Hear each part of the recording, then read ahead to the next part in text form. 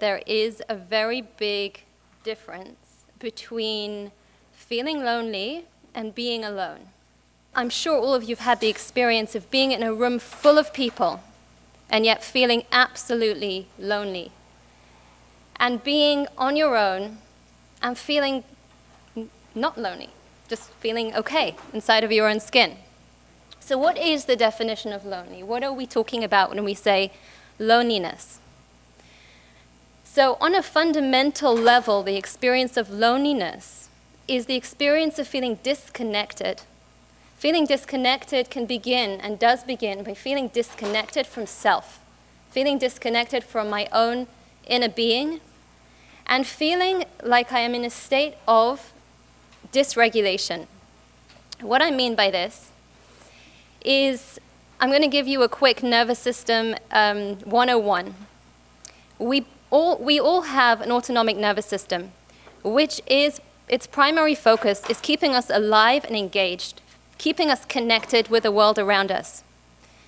It has two different states that it puts us in, depending on what automatic information it's receiving that tells it whether it's safe or in danger. So when we feel like we're in danger or we feel like we are in a state of threat, our sympathetic nervous system is triggered, which instinctively puts us in a position of fight, flight, or freeze.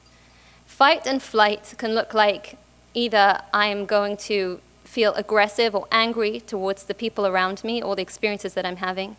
Flight will be a feeling of wanting to withdraw and move away. Freeze will be an experience of feeling numb or disconnected, or a feeling like I need to please and make sure everybody's okay and everyone's happy, but I inside feel dead and numb and disconnected. In that state of fight, flight, and freeze, it's very hard, impossible for me, in fact, to connect with another human being and my own sense of self.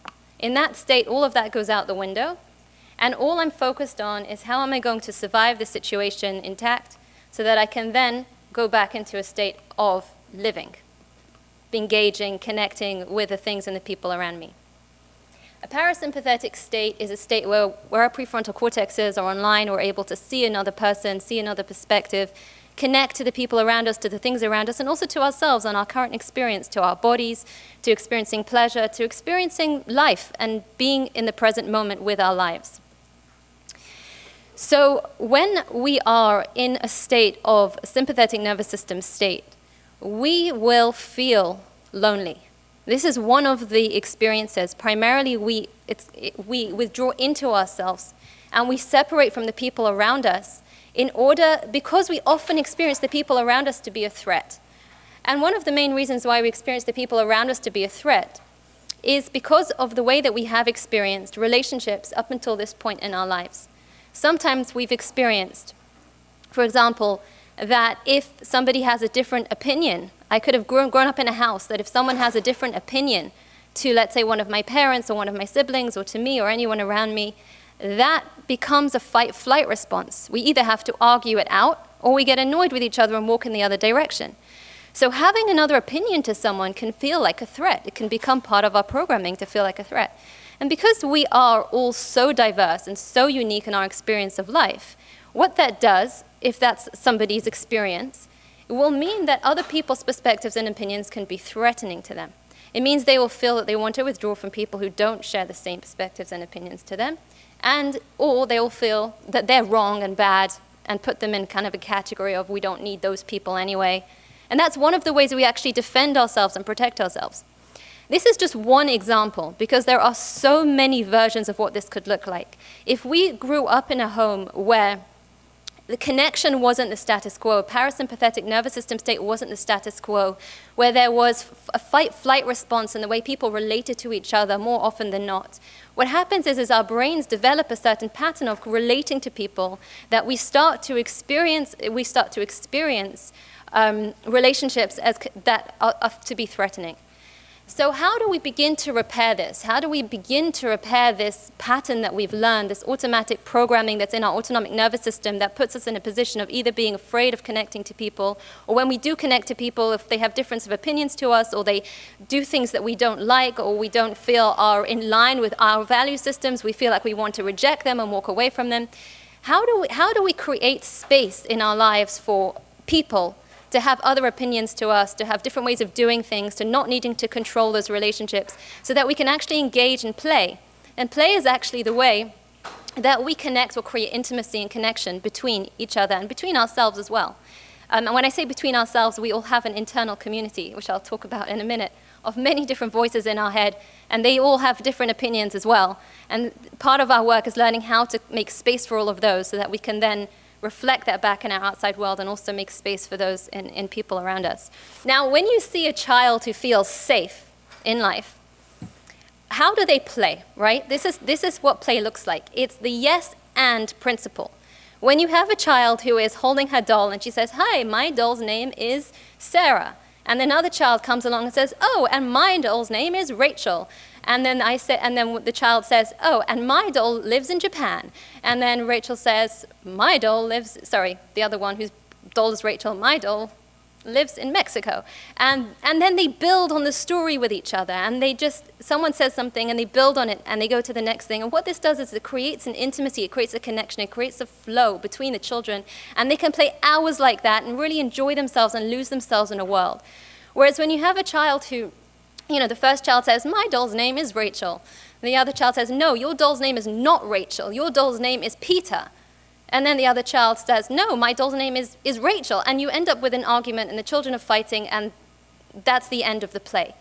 So what is it that's going on here that we can do in a parasympathetic mindset or perspective? It's the yes and principle. It's the building on. It's the accepting of what is and getting curious about what more could be.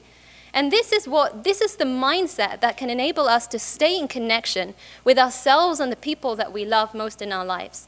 When we are in a state of feeling afraid, what happens is that we listen to what people are saying more often than not, and we judge what they're saying as being good or bad or right or wrong, and then we feel the need to either correct them or change them or control what they're doing, and all that does is it drives disconnection, and all the possibilities of intimacy and play and joy that can come with that are kind of lost, and people go into either they withdraw or they either fight back or whatever it is, they go into the fight-flight responses, and that's the end of the connection that we were so deeply craving.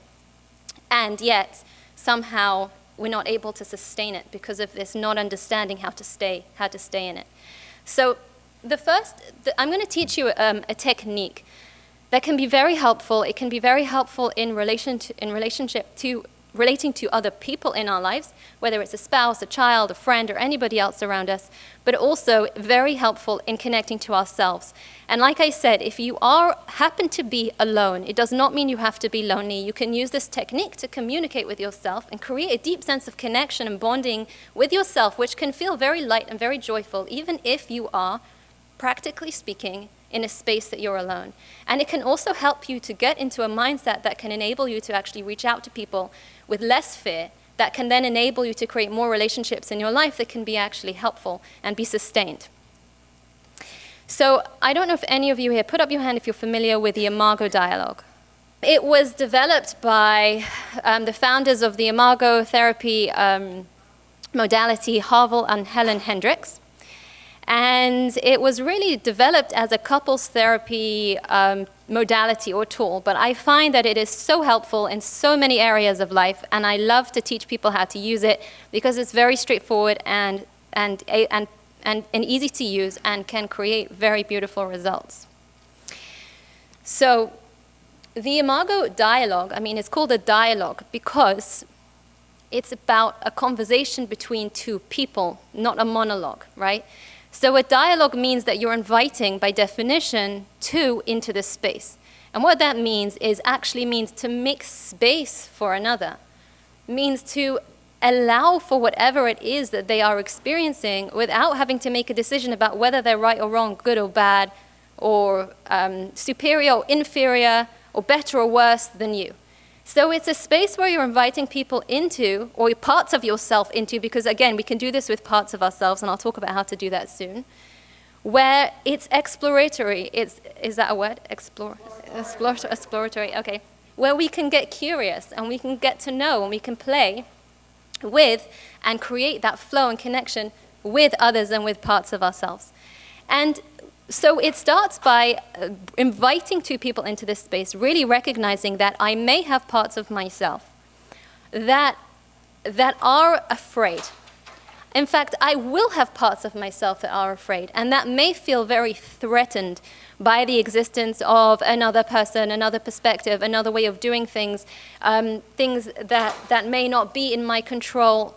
And by definition, connection and intimacy is the exact opposite of control. Intimacy is killed in any situation where someone is trying to control something, just like I explained how the yes and thing is what creates the flow of connection and intimacy. In any relationship, if one party is trying to control the other, it's going to be the biggest killer of intimacy in that relationship.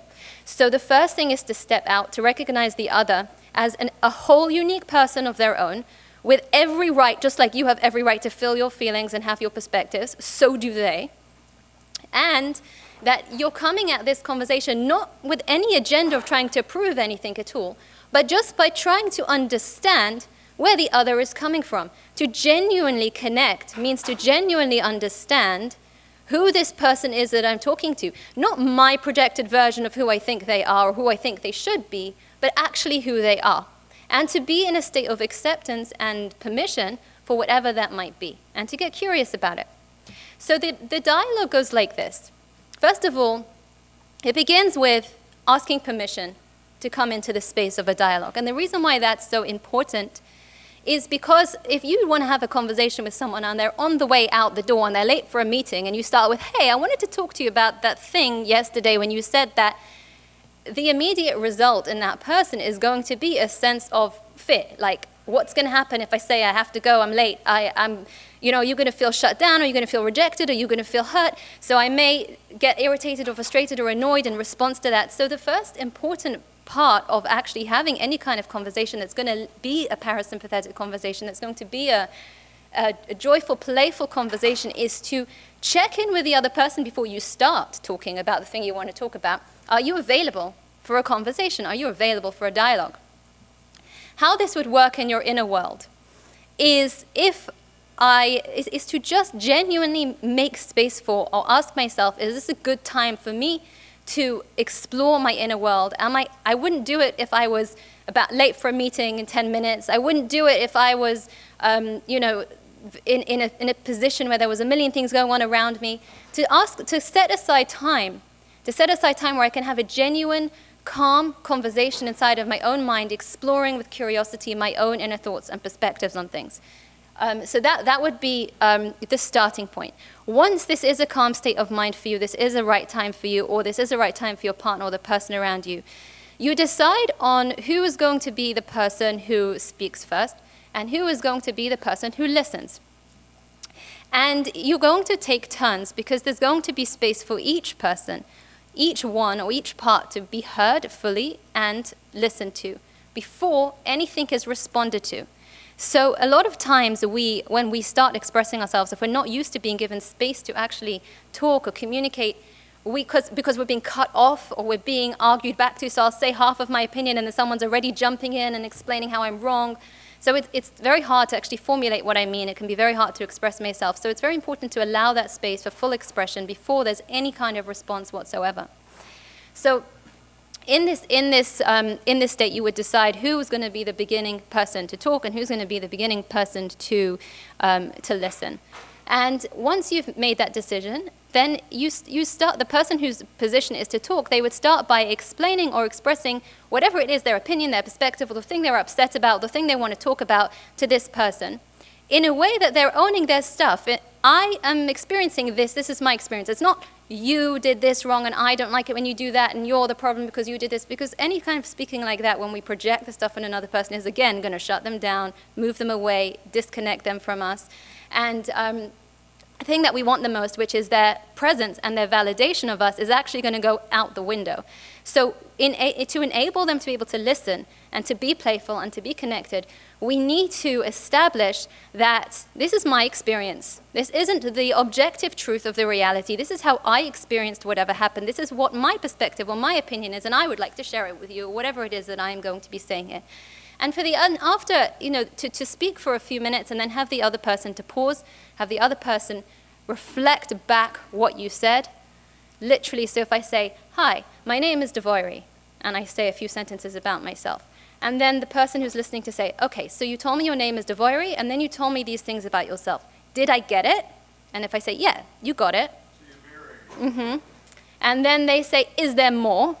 And I can continue. If they didn't get it, what they mirrored back to me was not correct, I'll just correct them and say, no, you didn't get it, it was this. And then they do the same thing, mirror, reflect. Right, did I get it? Is there more? This is a beautiful way of really feeling heard and connected. Just this process of being able to communicate and have it reflected back to you, and then know that the other person really heard what you had to say, is already going to create intimacy. It's already going to bring you into a parasympathetic state. It's already going to unlonely you on some level. Absolutely, just this process. The process can continue and go more in depth. And the dialogue has many different directions it can go in, because after you feel fully heard and fully seen and fully connected to by the person you've just spoken to, then there are ways that they can respond with empathy and so on. But I'm not going to go into detail now, because I'm not just going to stand. You can go read a book on Imago dialogue. There's a lot of literature out there. I think a really good one would be Havel and Helen Hendricks' book. It's called Making Marriage Simple. I think that's probably the simplest version of the book that explains what this dialogue looks like. But just this process of listening, reflecting, and coming back and hearing it again is going to be extremely powerful in our capacity to connect to and experience another person as they truly are.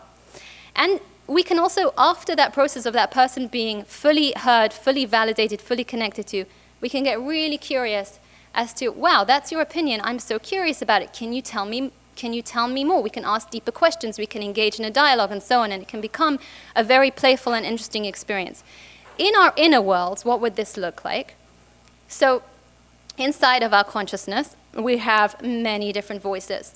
So every one of our emotions can sound different, have a different tone of voice, can have a different perspective on reality. For example, I can be very scared. A part of me can be very, very scared. And another part of me could say, why are you so scared? Why are you being so scared? That's so stupid. Like, you should be grown up already. Grow up already. You know, that might be another voice in my head that talks to me in that way. I might have another voice inside of my head that says to me, I just want to go to sleep. I'm so tired. I can't be bothered for life. And another voice inside of my head that says, well, you should be making the most of life. You should be going out and going skiing and going out with your friends. You're so lazy. Why don't you do any of those things? And there's many, many versions of what these voices in our heads can look like. But the beginning part of creating a sense of connection internally is to listen in and to become aware, because in our inner worlds, how do we listen? Listen is self-awareness. Listening like in the Imago dialogue, there's the listening and there is the reflecting back. In our inner worlds, there is the listening in, is the becoming aware. It's hearing those voices. That gives us the capacity to actually understand what's going on inside of us on a deeper level. And when we are able to hear what those voices are saying, it's very important for us to get curious about them and not to get annoyed with them or angry with them or shut them down, but to ask, for example, the fearful voice, I wonder why you're so afraid. Or I wonder why you feel the need to criticize me so much. What are you afraid will happen if I do such and such? Why is that? I wonder where that comes from. I wonder what that perspective is. And any time we get curious with ourselves and we're really open and we're really present, what happens is we start hearing subconscious voices coming up from our subconsciousness, and we start realizing and noticing old patterns and old belief systems that we've been carrying our whole life. And we can also notice that there are parts of ourselves that have been in pain and that have been afraid and have been feeling disconnected for very long periods of time. And when we learn to have compassion on them and to say, wow, reflect it back, wow, you really are scared. You really have been holding on to all this fear for all that time. Wow, thank you for sharing that with me. When we're able to do that, genuinely, those parts of ourselves actually feel like a sense of relief, a sense of relaxation, a sense of internal connection. And from that place, I just mentioned that word, internal connection. From that place, we feel much less lonely in our experience of life and the way that we perceive life. And in fact, every single one of us are like an internal community. We're not just like, I'm one person. But we have an internal community of voices and parts of ourselves that all have opinions and perspectives. And when we're able to be inside of our unconsciousness as the CEO of the company and inviting all of the parts to be advisors sitting around a round table discussion rather than parts of us that are the bad ones. We don't like those parts, and parts of us that we're afraid of, that we avoid at any cost, and parts of us that we pretend don't exist. Well, we can bring them and welcome them all in and recognize that they all came to be in every single one of the defensive and pain parts of us. They came to be as a way of trying to protect ourselves in life, especially when we were alone and confused and lost as children and didn't really know what was going on, and the unknown feels very scary for us. And so what we try and do is we create narratives or stories or belief systems that help us try and navigate life when it feels very confusing, when we feel very lost. And we need to recognize that those parts really did the best they could with the tools they had to help us survive up until this point.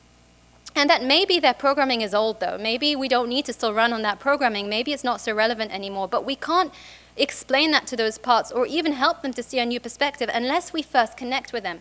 We first have to hear their perspectives. We first have to have compassion or understand where they're coming from. If there's a part of me that's terrified and I have another part of me that says, why are you so scared? Don't be such a baby. Then what's going to happen to the part of me that's scared? It's actually going to get pushed to the back of my subconscious, but it's actually going to control my actions. What does that mean? It means that I'm not going to do anything that's going to trigger that scared part of myself. If I'm scared, for example, of meeting new people, I might say, oh, it's stupid to be scared of meeting new people. And I'll push that part of myself away. But I'm actually going to spend my life actively avoiding meeting new people. So actually it gets all the control. Actually it's in the driver's seat, even though I've tried to push it very far away. And so I need to welcome it in and ask it, so why are you afraid of meeting new people? What are you afraid will happen? What are you afraid of? And to admit, it might tell me that it had an experience when I was a child that really still shaken me up, and it's still in my nervous system, and I haven't processed it yet. And I may be surprised to become aware of that, but I also may not be surprised. I may know this. I may have had experiences of rejection. I may have not ever, felt that safe inside of my own skin. There's many reasons why that could have been. And when I really make space for, I slow down, I hear, and I process. And I notice where I feel that fear in my body, and I breathe, and I connect to that part of myself, and I bring my awareness to that part of myself. After a few minutes of doing that, what happens is the activation in my body or the stress in my nervous system starts to release. And I start to create new neural pathways inside of my brain that give me other options and other perspectives and other possibilities. So this process actually can help me take whatever it is that the part of me that's afraid, that's been constricted, that's been in hiding, taking it out, allowing it space and permission to be expressed, allowing myself to feel whatever that was, that experience was, to process it, to breathe, and to relax in my body as I'm experiencing compassion for this part of myself. And then as a result of that, it shifts into the long-term memory part of my brain, which means I may remember that there was a painful rejecting thing that happened to me. I may notice that when I go into a room full of people or I call a friend, that part of me starts to come up in my consciousness and say, this is scary. And then I'm able to say to it, and it's okay, because that was then, and this is now, and we're in a different situation, and we got this. And that part can really relax and trust that we're taking care of it. Only because we've built trust, we've built relationship, we've built connection with those parts of ourselves. And so this is really a lifelong process. It's a journey of understanding ourselves and connecting to ourselves in a way that really makes space for all the parts of who we are, and permission for all the parts of who we are to have a space to be expressed and to be heard and to be understood. And when we're able to do that in our world, it becomes a lot easier for us to do that with the people around us in real time, our family and our friends, and helps us even to create new friendships and new relationships as well. And then we end up finding that we are in more connected states more often than states where we feel alone. I would like to invite anyone who has questions. So when you're in a situation that is someone you're in relationship with, or family member, or someone who is very highly, I would say, in a highly feared state, would be a sympathetic nervous system state, and it's very hard for them to see another perspective, the best place to start is to be the one to mirror them. which would be when she would say to you, for example, I don't want you to go, you'll get COVID, to reflect that back to her and say, wow, you're really afraid that I might get COVID. Do you want to tell me more about that? And start a conversation with her, and really in that conversation have one intention, which is to hear her and not to say anything from your own perspective at all. And the reason why that's important is because a lot of times in life when we are, the power struggle state in relationship is where I need to be heard and you need to be heard, and there's like a sense of like, who's going to be heard, right? This like struggle for like, who's going to be seen, who's going to be right, who's going to be validated in this conversation. And if you are able to go into your inner world and acknowledge that, I know I have a point, and I know I'm doing what's right for me, and it's okay. She's afraid, and because I love her, I want to make space for her fear. And it doesn't mean she's right, it doesn't mean I'm wrong, it doesn't mean any of that. All it means is that I'm going to give her an opportunity to be heard, so that perhaps her defenders can come down, and I can actually have a conversation with her maybe one day down the line. But first we need to build trust, first we need to build relationship, and because I happen to know it all, and she doesn't, I'm going to be the one to start. And to really come at it with the intention of knowing that, hearing her perspective, validating her, understanding, I know you're afraid, I understand it's hard for you to see me do things that you don't think are a good idea for me. I get it, I understand where you're coming from, and just leaving it there without defending why you're doing it will help to bring down the tension and start to build trust. And eventually, one day, she might turn around and say to you, so Mom, why did you go? That is a good way of doing it, just validating rather than mirroring. Validating would just be saying, like the example I gave over here, which was, it makes sense to me that you feel that way because I can see from your perspective why you would feel that way. That's basically what you're saying. I may not be in your perspective, or be standing in your shoes. I may not have the same opinion as you, but validation is not saying I agree with you. Validation is saying I can understand why you have that perspective. You're not crazy. Like if I was standing from you in your position with your shoes on, I would also think that way perhaps. Or I can see what you're saying makes sense from a certain viewpoint or whatever it is, but you're not saying, again, you're not deciding who's right and who's wrong here. You're just giving understanding that there are many perspectives of life. There are many ways of viewing things and perceiving things in life, and this is one of them, and it's valid. I may not agree with it as far as how I want to act right now, but I still give it space and permission to be a valid perspective and opinion. And I must say that as a therapist, I sometimes have clients who do the same thing. They're like, and now you're going to validate me, and you're going to say da-da-da-da-da. And we laugh about it in the session, and we say, okay, what's that part inside of you that goes and mimics the whole thing? And it's usually a hypervigilant, like defense mechanism inside of them, and we give it a name. And when it comes up, we say, hey, of course you're going to be here. Come and join us. And that's how we work with it. Because once you acknowledge that it's going to be there, like the defense mechanisms in our mind are like voices that come around on like Ferris wheels. Like they come around, we have the voice that mimics things, the voice that's afraid, the voice that's annoyed that we're afraid, the voice that's making fun of our process or denying our process or undermining or being sarcastic or whatever it is. We have all those voices, and when we just acknowledge them, like, okay, here it comes again, it kind of loses its, thank you. It loses its, I would say, charge, like its fear. It's hard to view yourself with compassion when you have a lot going on in your mind. Yeah. It's a comment or a question? Sort of both. So I would validate that, first of all, by saying, and yes, you can, and now I'm validating, and that's what I'm doing, the mirroring thing. I'm a good therapist. Okay, great, we got that out of the way. Yes, it is very difficult and challenging to have compassion on yourself when there are many voices in your head that are adamant that you shouldn't have compassion on yourself, that you're not worthy of compassion. And there's also an opportunity to observe and have compassion on that. Have compassion on how hard it is for me to have compassion on myself.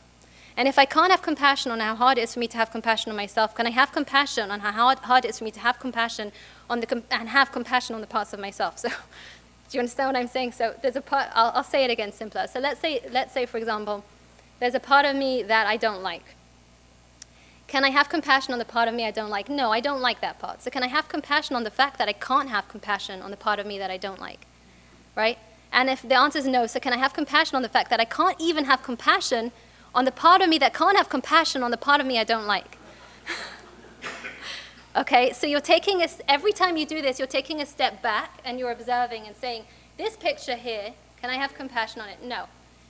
Can I have compassion on the fact that I can't even have compassion on that? No. Wow, like I look at all that part of me that's so self-hating. Can I have compassion on the fact that there's a part of me that's in so much self-hate right now?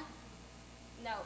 Can I have compassion on all that now? Like, I keep taking step backs until I get to a point where I realize that, oh my, yes, I fall off the table, but like, oh my goodness, look what is going on inside of me. Look at the constriction, look at the, sorry, I walked away from the mic, I'm not supposed to do that, sorry. Look at how much internal constriction I'm experiencing and how much of the voices in my head are so adamant that I'm not worthy of compassion.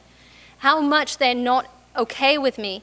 And when I'm able to just see how much of that there is, there's going to be a point where I'm able to say, okay, wow, that's a lot to live with in one person's mind and heart. And the fact that I can't have compassion on that is also a lot to live with. And the fact that I can't even have compassion on that is also a lot to live with, until there's a point where you can say, yeah, it's a lot to live with. And that's your moment of compassion. Yeah, it is a lot to live with. And that's your beginning of being able to create a relationship with it, because you're just experiencing it for what it is. Okay, great question. Great question. And there's as I don't know if you were here, were you here right at the beginning, where I was saying that there's a very big difference between being alone and being lonely? Were you here? No? So the difference between being alone and being lonely is really the experience of internal connection or internal disconnection. Now, of course, even if I have a good state of internal connection and I know how to be with myself and feel peace, I'm still going to feel hungry if I haven't had human interaction for a long period of time, because we are by nature beings that need interaction with other human beings.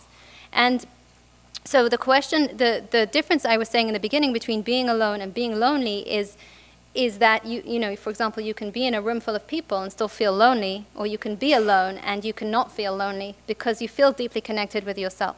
So connecting with those parts of yourself by understanding or having a dialogue with the lonely part, and listening and making space for and connecting to her, hearing what she has to say, giving her a hug and saying, so what is it that you need from me? What is it that you would like me to do in order to help alleviate some of your loneliness? And it may be something that, practically speaking, you may need to put yourself out there a little bit more in ways that you're not used to, like knocking on someone's door and saying, hi, I'm your new neighbor, I made you a cake, right? And it may be going out of your comfort zone, but then you need to speak to the fearful parts inside of yourself to have the courage to do that, to ask them, what are you afraid will happen? The worst thing that can happen, they might shut the door on you, but it might not be that. It could be that there is a community center nearby that has an activity that you would just be very brave to show up at, or it could be calling a friend that lives in your old town, or it could be taking a trip to go and visit somebody that you do know, or whatever it might be, to get curious about the parts of ourselves that might get in the way of us saying, oh, I can't do that, and to ask them why. I wonder what you're afraid might happen if we did do that,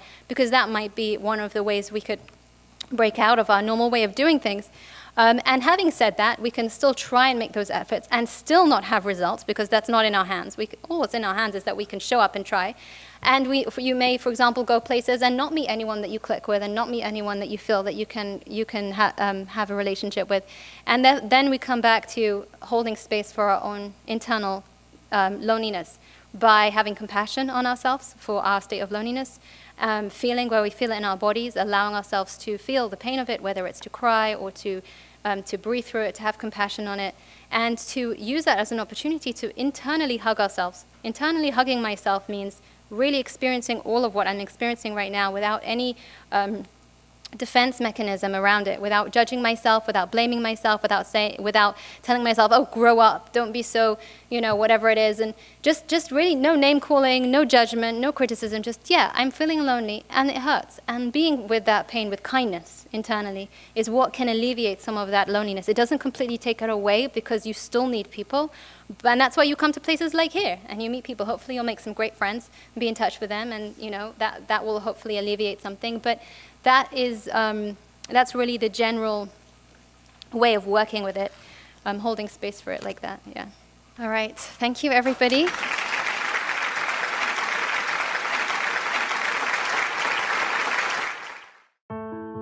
The Rohr Jewish Learning Institute has the largest collection of Jewish media online. Hit subscribe for more.